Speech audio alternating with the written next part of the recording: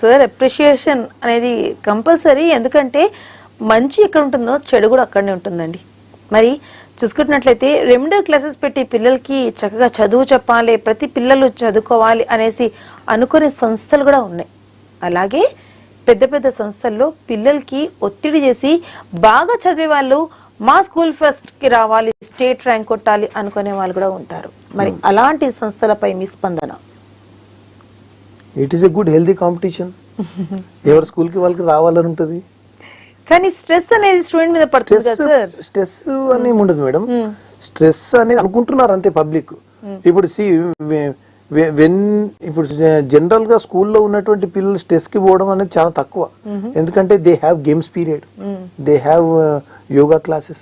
Hour school we have yoga classes every Saturday is called as no back day, because to remove their stress.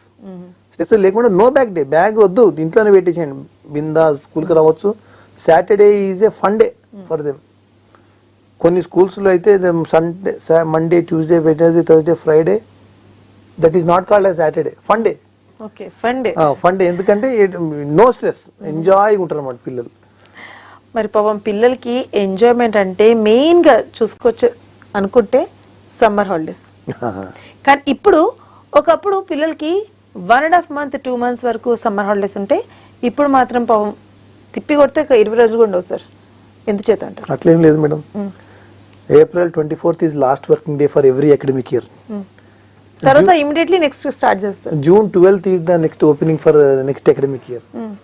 In between all the holidays are there. No children will come to the school, but they have project works. That is obviously because the children are getting back of project works ఎవరికన్నా ఇయ్యాలి అని అంటే ఇప్పుడు చూడండి 40 degrees, 44 degrees, 40 to 43 degrees. How come they go out and go they play? So we give them some small sort of project works. How? Because ఎట్లా అంటే ఇప్పుడు UKG first class పిల్లలు ఉన్నారు, right 2 letter words. They can't play for 24 hours na. So we say them to sit for 1 hour at your home and check out the projects. Projects అంటే ఇదే project అంటే ఏదో పెద్ద షిప్ తయారు చేయి, ఏనుగు తయారు చేయి అని ఉండదు.